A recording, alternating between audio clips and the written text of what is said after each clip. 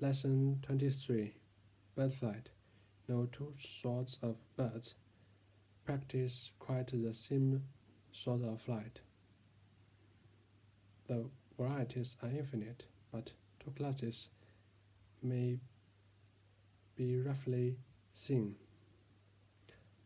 Any ship that crosses the Pacific is accompanied for many days by the smaller albatross, which may keep company with the vessel for an hour without visible or more than occasional movement of wing. The currents of air, thus the walls of the ship direct upwards, as well as in the line of its course, are enough to give the great bird with its immense wings sufficient sustenance and progress. The albatross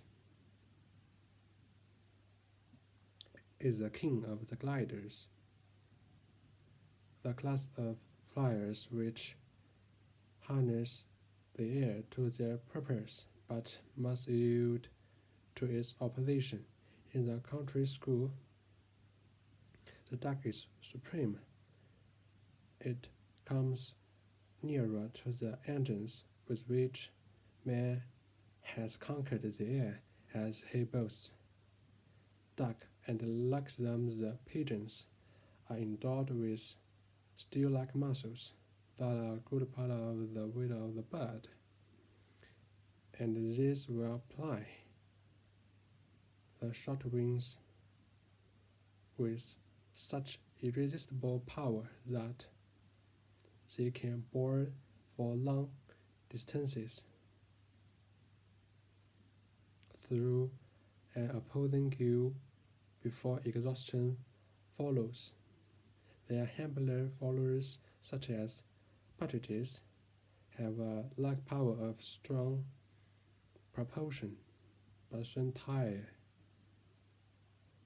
You may pick them up in utter exhaustion if wind over the sea has driven them to a long journey. The swallow shares the virtues of both schools in highest measure. It tires not, nor does it boast of its power, but belongs to the air. Traveling it may be 6,000 miles to and from its northern nesting home,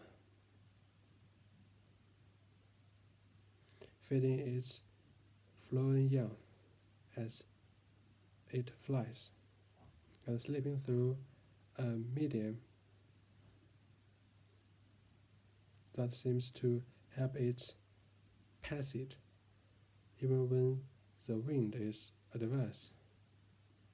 Such birds do us good, though we no longer take omens from their flight on this side and that, and even the most superstitious villagers no longer take off their hats to the magpie and wish it good morning.